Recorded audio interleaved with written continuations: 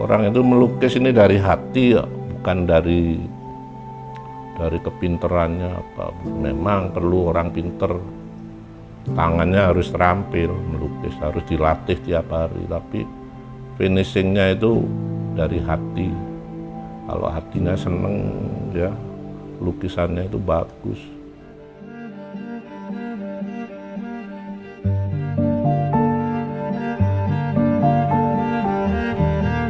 Saya melukis dulu ya umur 12, terus saya ke Jogja, ternyata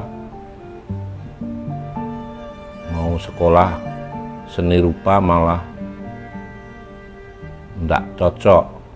Akhirnya saya lihat di papan pengumuman sekolahan itu, saya sempat sih sekolah 2 tahunan di Jogja. Setelah lihat papan pengumuman itu kok ada guru lukis istana Pak Dula itu di Pejeng lagi. Wah, kalau gitu pulang aja, ngapain di sini? Sekolah ya gurunya jarang datang. Nah, pulang langsung ke Bali. Setelah ketemu Pak Dula, saya di sana benar-benar dididik melukis realisme, melukis detail sekali, enggak kayak sekarang. Sampai dulu bikin potret diri aja 5-6 bulan baru selesai satu, tapi hasilnya ya maksimal.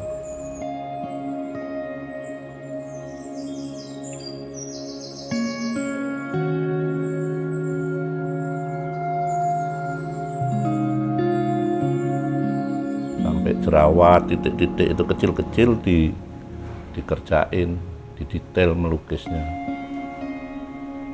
Memang dididik seperti itu, harus melukis di alam sama Pak Dula. Saya sungguh-sungguh karena saya tahu itu Pak Dula itu bukan sembarang guru yang hebat. Makanya saya benar-benar tak deketi, saya mengabdi. Sampai tak tungguin sampai pagi, dia melukis sampai pagi, tak tungguin sambil saya bantuin melototin cat lah, sambil bantuin lah apa keperluannya. Dia mau bikin kopi, bikin makanan kecil itu ringan tuh, telo goreng dulu itu makannya gitu. Waktu itu listrik di desa itu masih kurang, jadi harus pakai petromak gitu. Tahun 79, 80 ya, awal-awal 80 kayak. Kalau Pak Dula itu nggak pernah nyuruh-nyuruh orang. Kalau melukis lampunya redup itu, kok mataku bleret ya, Wi?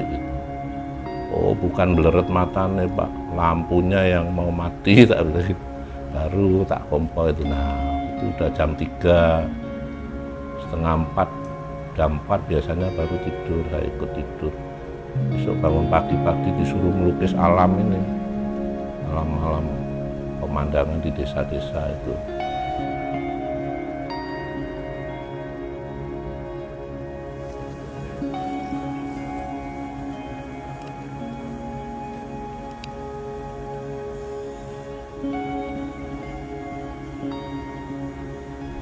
Sampai saya mengabdi di sana 2,5 tahun apa 3 tahun, terus dibubarkan gitu sanggarnya.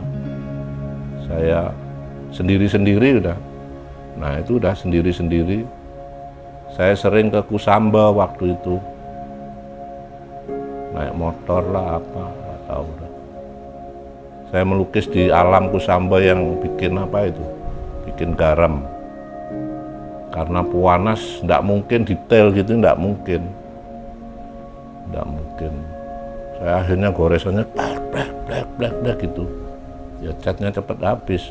Tapi dulu kan nggak setebel ini. Karena Puanas gitu mau nggak mau emosinya plas gitu. di kanvas tuh, jadilah kayak sekarang ini. Sebenarnya lukisan saya itu naturalis, tapi tekniknya tebel gitu.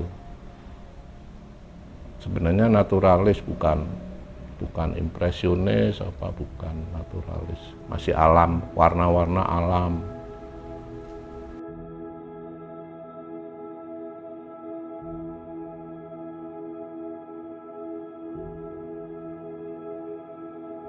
Nah, semenjak tahun 81, 82, semenjak saya menikah tahun 87 sama istri saya orang Bali ini, saya terus lebih giat lagi melukis.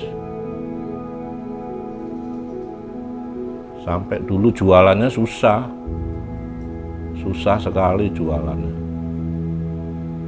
Dulu saya melukis ukuran 30-25 itu cuma 2.500 zaman itu, tahun 82 itu.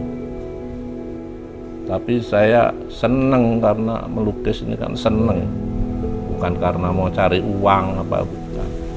Biar belum laku, saya jalan kaki pulang dari itu loh, mana itu, Pantai Sanur itu.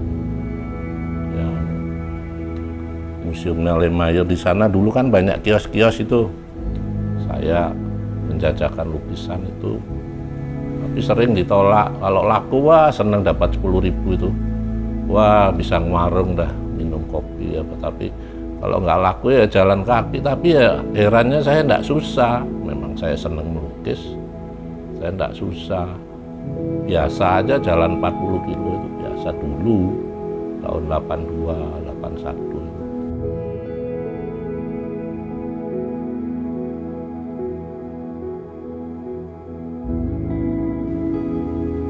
Tapi saya memang melukis ini kan seneng, bukan karena laku apa, bukan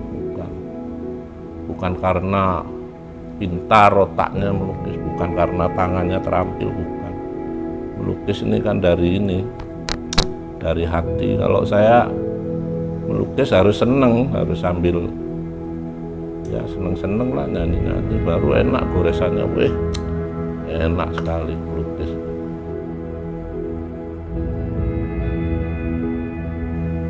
Aduh, waktu saya dulu susah lakunya, susah sekali jualan.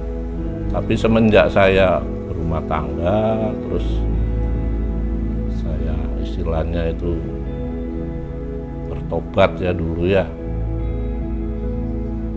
Saya dikenalkan sama Tuhan.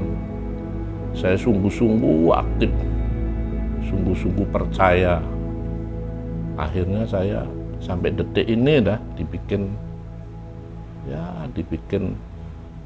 luar biasa lah kalau menurut saya. Yang saya enggak pernah mikir sampai detik ini bisa saya alami itu. Wah, ini saya seneng melukis gede-gede. Bahkan nanti rencana kalau ada kesempatan itu saya mau melukis 10 meter. Rasanya melukis itu enak sekali.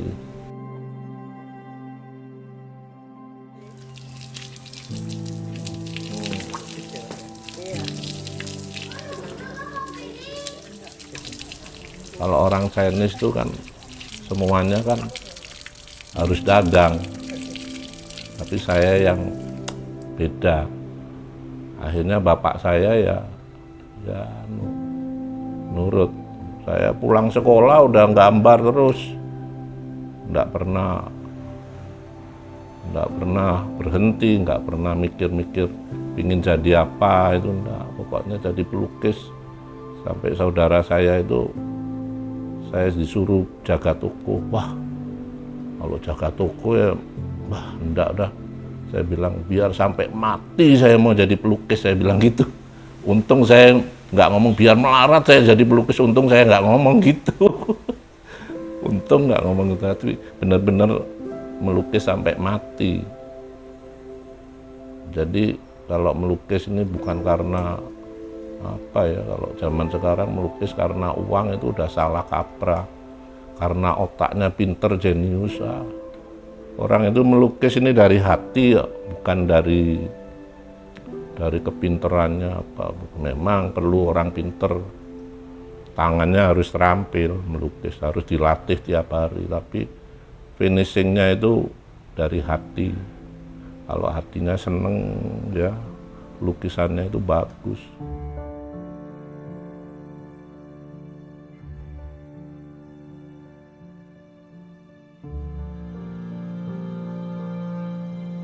Kalau saya melukis itu nggak tergantung apa ya, pesanan apa.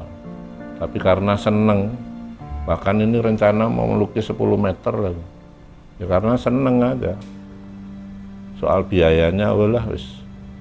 Biayanya ya ngawur. Kalau catnya setebal gini ya bisa kijang 1 habis. Kijang yang baru nggak cukup lagi. Oh nggak cukup deng. Fortuner aja nggak cukup itu Fortuner nggak cukup. Waktu pertama aja saya beli dari Australia itu lewat Jogja itu 900 juta amblas tuh, kayak nggak ada cat. Satu piket L300 itu AS Spectrum.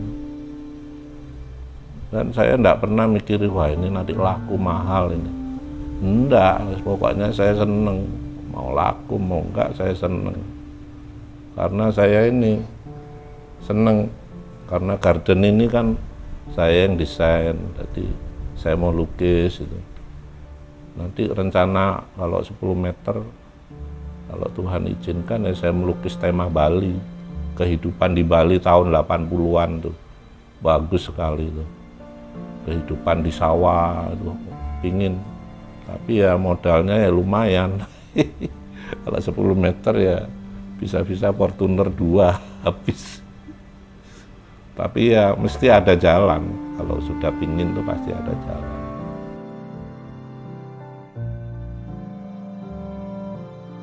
Ya pokoknya hidup ini ya nomor 1 ya Tuhan, udah nggak ada yang lain. Orang saya bisa gini ya karena Tuhan. Tuhan nomor 1, nggak tahu agamamu apa, saya nggak mau tahu. Nomor 1 Tuhan. Nanti yang lain-lain ini diatur dah. Gitu. Kalau sampai melupakan Tuhan ya mbuh wis ndak karu-karuan.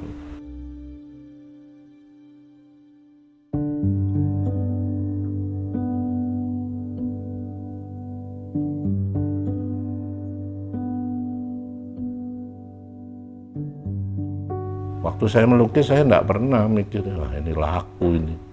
Pasti laku, enggak. Pokoknya bagus aja, saya seneng aja. Kalau saya seneng, orang yang cocok melihat pasti seneng. Itu pun kadang-kadang saya enggak mau jual. Karena saya seneng, rasanya susah kalau jual itu susah. Itu. Saya pingin punya yang 10 meter itu. Ini sudah 6 meter, ada 2. Nanti yang 10 meter. Rasanya enak itu loh, melukis itu. Kerjaan yang paling enak dah. Lukis itu pekerjaan yang paling nikmat. Kemana enggak pernah saya itu apa ya jalan-jalan gitu ya sambil lihat-lihat bisa dapat ide. Wah, jalan-jalan aja bisa dapat ide. Itu udah enaknya ada di pelukis.